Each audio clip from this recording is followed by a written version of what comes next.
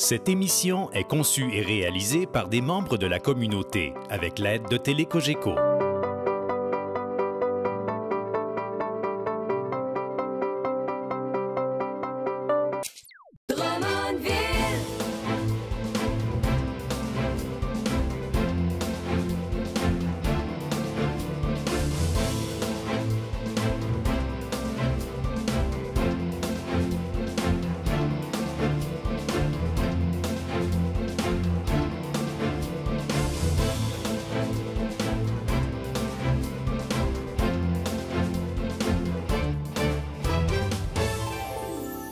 Merci d'être à votre rendez-vous de Pour Drummondville. C'est avec grand plaisir que je vous retrouve. D'ailleurs, j'en profite pour remercier Mme Isabelle Marquis, mairesse suppléante, qui a bien mené le conseil la semaine dernière en mon absence. J'accompagnais un groupe de gens d'affaires de Drummondville dans le cadre d'une mission économique de la Société de développement économique de Drummondville en Chine. Alors, ça a été une très agréable semaine, mais on est toujours heureux de revenir à la maison, surtout après un court séjour aussi loin dans le monde. On a des invités très intéressants aujourd'hui. Nous parlerons avec Maxime Hébert-Tardy, directeur des communications à la Ville de Drummondville, de la récente campagne de notoriété qui a été mise de l'avant par la Ville. Et nos premiers invités, M. Serge Côté et Jean Aymon, du club de tennis de table de Drummondville. Ils sont là pour nous parler de la Coupe Canada qui se tiendra à Drummondville en janvier.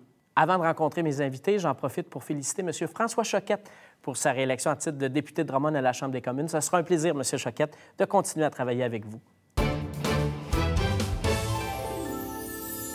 Drummondville devient une incontournable du tourisme sportif. À preuve, nous recevrons les 9 et 10 janvier prochains la Coupe Canada du tennis de table. Pour en parler, j'accueille le président du club de tennis de table Intersport de Drummondville, M. Serge Côté, et l'un des entraîneurs, également vice-président, Jean Aymon. Je dirais M. Ping-Pong à Drummondville, probablement. J'aimerais mieux Monsieur Tennis de table. Ah, c'est encore mieux, c'est encore mieux. Écoutez, c'est un bel événement qui arrive chez nous. Avant d'en parler, peut-être un petit mot sur le club. Ça va bien, le club à Drummondville? Oui, ça va très, très bien. Le club existe depuis 2004. On a plusieurs joueurs qui s'entraînent pratiquement tous les jours, surtout en sport-études, dont la fille de notre président. D'ailleurs, j'aimerais ça qu'on en parle tout à l'heure, voir qu'est-ce que ça représente pour atteindre un tel niveau. Mais d'abord, plusieurs membres. Oui, on a à peu près une cinquantaine de membres, surtout des jeunes du primaire, secondaire, parce que mon but, c'est toujours de les emmener vers le plus haut niveau possible. Il faut commencer jeune. Je dirais l'âge idéal, c'est peut-être autour de 7 ans où il faut commencer à s'entraîner. Si on espère être dans les meilleurs. On commence jeune, mais on n'est pas obligé d'arrêter. Vous acceptez aussi les adultes au club. Je pourrais me rendre jouer au ping-pong. Définitivement.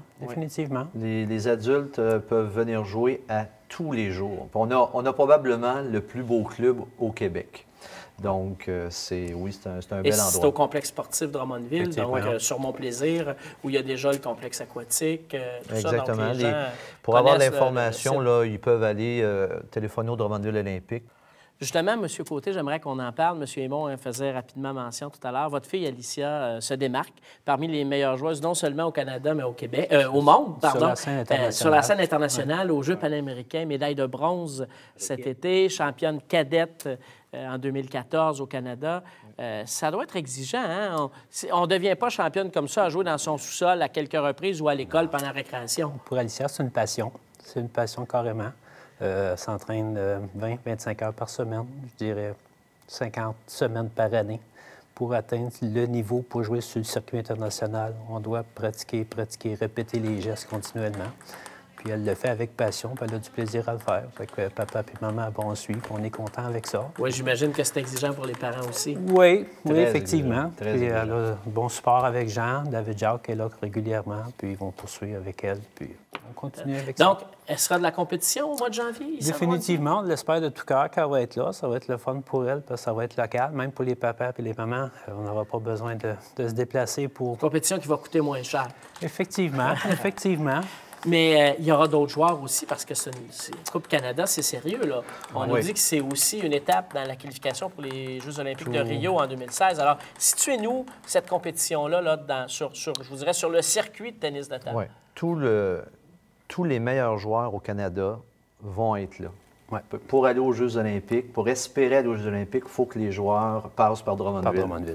Il y a 2 étapes de qualification, dont une en fin de semaine à Toronto. Il va en avoir une aussi, fort possiblement, en Colombie-Britannique. Les joueurs amassent des points et les 32 meilleurs gars et filles vont être là à Drummondville. Donc, ça va être une compétition relevée. Pour un club ou pour une ville, c'est quelque chose d'important de recevoir ça. Comment vous identifieriez les retombées d'un tel événement? Une belle visibilité pour le tennis de table à Drummondville, puis une visibilité aussi pour la ville de Drummondville, parce que c'est le Canada complet. Ça va possiblement voyager là, de la côte est à la côte ouest. Vraiment une belle visibilité. Est-ce que la population pourra aller voir les matchs? Oui, définitivement. Oui. En fait, quand on parle de retombées, c'est surtout là parce que au Québec, on ne voit pas souvent de tennis de table à la télévision. Malgré le fait qu'aux Jeux olympiques, c'est parmi un des sports les plus regardés à la télévision, au Québec, on n'en voit pratiquement jamais. Donc, souvent, les gens ont une idée là, déjà arrêtée d'avance sur le... ping-pong, c'est pas un sport. Les gens ne connaissent pas ça. Donc, en voyant les meilleurs au mois de janvier, je peux vous dire à 100 % que leur idée va changer sur le tennis de table. Puis non seulement les meilleurs vont être là, mais il va y avoir beaucoup d'intensité parce que, justement, c'est une qualification olympique. Donc, c'est un peu qu'on pourrait comparer ça à un niveau plus bas là, aux Jeux du Québec où c'est la compétition là, la plus fun. Puis... Écoutez, on sera là. J'espère que les gens seront au rendez-vous. Et merci beaucoup à votre club. Là, vrai que vous je pense qu'il y aura des bénévoles qui seront là. Les gens vont travailler très, très fort. Je suis certain que le public sera au rendez-vous. Merci beaucoup. Bon succès avec la compétition et aussi au club. Merci beaucoup. C'est comment est-ce qu'on nomme les athlètes qui jouent au tennis de table? Les tennisman, je pense, non? C'est spécial? Bien, c'est en lien avec le ping-pong. Moi, je sais pas, les joueurs de ping-pong. Un indice, pensez au terme ping-pong. Ça peut vous donner un indice. Ben, des ping-pongiens. Vous avez des bonnes questions. Le tennis de table, c'est aussi le ping-pong. C'est le même sport. Alors, c'est des ping-pogneurs. Je pourrais pas dire. C'est des pongistes. Pongistes? Oui, donc c'est ça. Avec ping-pong, ça ressemble un peu. Ben oui, mais il faut le savoir. Oui. Des ping-pongiens, j'ai aucune idée, là. Comment on les appelle? Les joueurs de ping-pong. Ça ressemble à ça. Ben, c'est pas ça. Non. C'est des pongistes. Oh boy! Là, merci. J'ai déjà joué au ping-pong quand j'étais jeune, on ne savait pas que ça s'appelait bien. Au cours des dernières semaines, vous avez probablement eu l'occasion de voir une publicité sur la ville de Drummondville parce qu'elle a été diffusée à compter du 4 octobre sur l'ensemble des réseaux nationaux. Pour en parler aujourd'hui, j'accueille le directeur des communications de la ville de Drummondville, M. Maxime Hébert-Tardy. Mais je vous propose, M. Tardy, dans un premier temps, qu'on regarde ensemble la version un peu plus longue de cette publicité. C'est une publicité de 60 secondes, mais il y a une version un peu plus longue sur la page web de la campagne. On la regarde ensemble et on en parle ensuite. À tous les jours, il y a de grandes idées qui naissent ici même à Drummondville. Certaines qui ont fait le tour du monde déjà, comme la poutine, par exemple. Ah, vous me croyez pas? OK, suivez-moi. Taxi! New York, monsieur! Do you know about poutine, sir? There's one restaurant that sells poutine in New York. That's where I'm going. So, tell me, Matthew, why did you decide to cook poutine? Delicious. Pas plus compliqué que ça. On fait de la poutine parce qu'on aime la poutine. Do you feel pressure knowing that Drummondville au complet vous regarde? Yes, very much so. C'est pas Drummondville, mais presque. Approuvé par Drummondville. This is where it was born. Okay. This legend. Drummondville!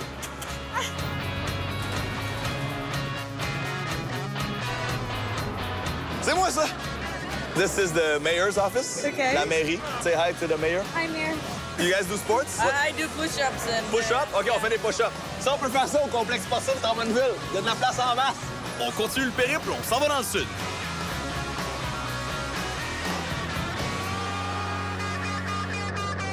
Que tal? Traverse la ciudad de Drummondville, dans le nord, puis à droite. Au coin de la 20 et de la 55. Alors voici mon ami Lando, c'est le chef cuisinier ici de la poutine au Panama. ¿Qué es en la salsa? El gravy, luego, si queda muy espeso, muy... J'ai rien compris, mais c'est comme ça qu'on fait la sauce brune ici. On va aller faire goûter ça. Et voilà, mon chum, ta première poutine. Une bonne bouchée, là, con queso. Ouais. Est-ce bueno? Bueno. Allez, sur la rivière Saint-François, il y a du poisson en masse. Yeah, brought you a big part of Drummondville, notre équipe de hockey junior. procédons maintenant à la cérémonie officielle de la levée du chandail. Hawaiian, j'aurais voulu que tu sois Hawaiian. À jamais, il y aura une partie de Drummondville qui restera ici, au Panama. On pourrait aller ailleurs, là, genre au Japon. Explique-moi les secrets de ta poutine. We fry potatoes with rice oil. It's very healthy. Moi, j'adore ça de la poutine qui est bonne pour ma santé. Good. C'est vraiment bon. Beef Drummondville. On s'en va faire découvrir Drummondville aux Japonais. Drummondville? C'est la ville la plus internationale au monde. On a le mondial des cultures, c'est pour ça. Nous célébrons la gloire de Drummondville. Pensez ça. Tokyo? Drummondville. Ah! We're building a university campus here. Certification. Ah, poutine. でも、ホノルルのプチンは食べたことあるの? Honolulu? Bonne idée, ça.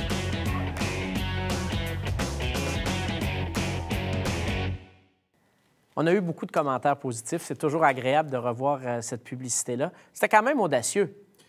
Oui, effectivement, on a fait le choix en tant que ville de faire ça différemment, autant dans la forme du message que dans la diffusion. Donc, d'opter pour un format 60 secondes à la télévision, c'est très rare qu'on voit ça, avec une version longue de 2 minutes 45 sur le web.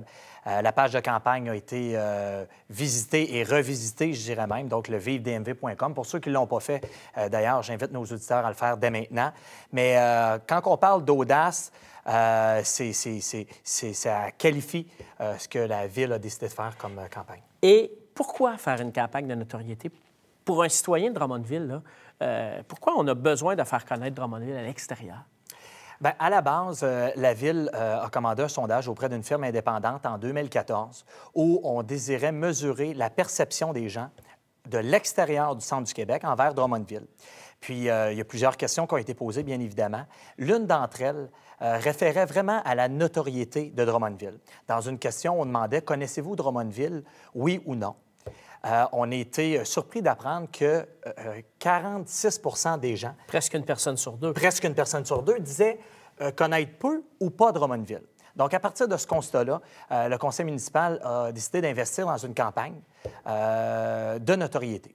Donc, l'objectif, c'était de faire connaître davantage Drummondville, non pas ici au centre du Québec, mais bien à l'extérieur de la région. C'était ça le défi qu'on avait. Et pourquoi faire connaître la ville? Bien, je pense que toutes les villes veulent avoir une notoriété notable. Pourquoi? Évidemment, pour une campagne de notoriété, il faut voir les bénéfices à long terme. Que ce soit pour que les gens décident de venir s'établir, de venir tenir leurs congrès, leurs réunions, leurs colloques. On le sait avec le nouveau Centre Expo. Ça génère également des nouvelles retombées touristiques. Donc, les gens décident d'opter pour Drummondville pour leur week-end en famille, etc. Et on le sait, avec l'avenue du campus universitaire, ça peut également décider des étudiants de venir étudier ici dans leurs études supérieures et de s'établir par la suite. Donc, c'est toujours l'objectif à long terme pour une ville d'avoir une notoriété reconnue, nous, ici au Québec. Effectivement, je pense que si, par exemple, j'habite à Thetford Mines et que j'ai le choix entre 2 ou 3 campus universitaires, si je ne connais pas Drummondville, les chances que je choisisse de venir à Drummondville, on a plusieurs entreprises aussi qui connaissent des pénuries au niveau de la main-d'œuvre, qui ont besoin de recruter des gens. Alors, si les gens ne connaissent pas Drummondville, ils ne viendront pas s'installer. Alors, c'est un élément très, très important. Vous avez choisi d'y aller avec la poutine pour faire connaître Drummondville. Vous qui venez de Victoriaville, c'est quand même un bel aveu de dire que la poutine a été inventée à Drummondville et de baser notre publicité là-dessus. Bien là, on le sait là, que ça a été inventé à Drummondville. Donc, le fait de se l'approprier, c'était pas l'objectif premier, bien sûr, mais dans le même sondage qui a été mené en 2014, l'attribut ou le référent naturel que les gens avaient et qui référaient, peu importe s'ils connaissaient oui ou non Drummondville, c'était la poutine. Donc, dans l'esprit des gens, Drummondville, c'était égal à la poutine. Donc, à partir du référent naturel, notre objectif, c'est à venir passer des nouveaux éléments d'information. Puis l'assimilation est beaucoup plus facile dans ce temps-là. C'est d'ailleurs le but, c'est de partir de ce que les gens connaissent, c'est de faire de la pédagogie. Exactement. C'est certain que l'ancien directeur d'école que vous avez devant vous trouve que c'est une bonne façon de faire. Exactement, exactement. Donc, c'est clair que de partir de quelque chose que les gens connaissent déjà, c'est beaucoup plus facile après ça qu'ils retiennent de nouveaux éléments d'information. Puis c'était d'ailleurs l'objectif derrière tout ça. C'est quand même un investissement important pour la ville de Drummondville, 250 000 $. Vous avez comparé, c'est certain, avec des investissements d'autres villes au niveau de campagne de notoriété. Vous situez comment l'investissement de la ville de Drummondville? Oui, donc on a fait un travail d'analyse pour des villes entre 50 et 100 000 habitants. On a fait la même chose avec des villes beaucoup plus petites en taille et on a fait le travail aussi avec des plus grandes villes. Puis, au bout du compte, Drummondville a encore fait beaucoup avec peu. On s'en rend compte. Puis, il faut comprendre que le 250 000 $, c'est pas juste la diffusion, mais il y a tout le processus de stratégie, d'idéation, la réalisation des messages, la production et, bien sûr, la plus grande partie de l'enveloppe est, bien sûr, accordée à la diffusion. Et les campagnes que vous avez vues ailleurs, c'est quand même des campagnes, là, on parle souvent d'1,2 million, 800 000. C'est probablement l'une des moins coûteuses. Oui, exactement. Donc, on est dans les villes là, qui se maintiennent dans les plus bas au niveau des investissements dans les campagnes nationales. Et vous l'avez dit, il y a des villes comparables à Drummondville qui ont investi jusqu'à 1,2 million pour une campagne promotionnelle ou publicitaire. Et jusqu'à maintenant, les résultats sont là. La campagne est citée en exemple à plusieurs endroits au niveau je vous dirais, des gens de l'industrie, des gens qui connaissent bien la publicité. C'est un succès dont votre équipe doit être fière. Oui, on est très fiers. Puis d'ailleurs, l'équipe a travaillé très fort sur ce projet-là. Puis on le voit très bien. On a plusieurs campagnes de relations publiques présentement qui parlent de nous, autant dans les médias écrits, à la radio, à la télévision. Je pense qu'on a réussi notre objectif. On a voulu faire différemment. Puis aujourd'hui, on récolte le fruit de notre travail. Bien, écoutez, je vous félicite. Merci de nous aider à faire connaître Drummondville. On le fait d'abord et avant tout pour nos concitoyens. On le fait aussi pour le rayonnement de notre ville qu'on aime tant. Merci beaucoup, M. Hébert-Tardy. Merci beaucoup, M. Cusson, de l'invitation. Comment appelle-t-on les athlètes qui jouent au tennis de table? Tennisman? Oups là! Le tennis de table, ça, c'est le ping-pong. Est-ce que vous savez comment? Des athlètes de ping-pong? Comment est-ce qu'on appelle des athlètes qui jouent au tennis de table? Des ping-pongouins. Non, j'ai aucune idée. C'était pas loin, c'est des pongistes. Des pongistes. Des pongistes. Mon Dieu, c'est une très bonne réponse. Comment qu'on les appelle? Des ping-pongiens, je sais pas. Pongistes. Eh bien oui, c'est une bonne réponse. Le saviez-vous, vous autres, des gens qui jouent au ping-pong? Ça s'appelle comment? Des pommes riches. Pas des pommes riches, des pongistes.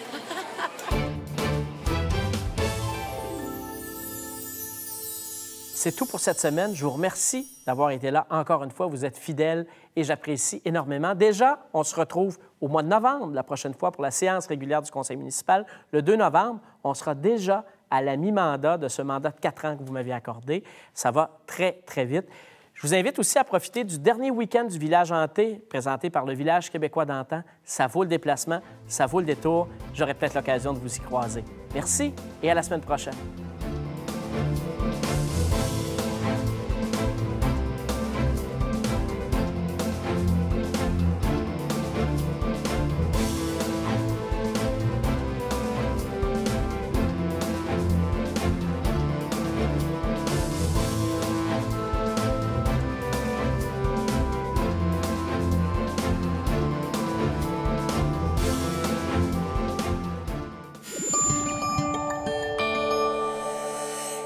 Télécogeco, un service exclusif aux clients de Cogeco.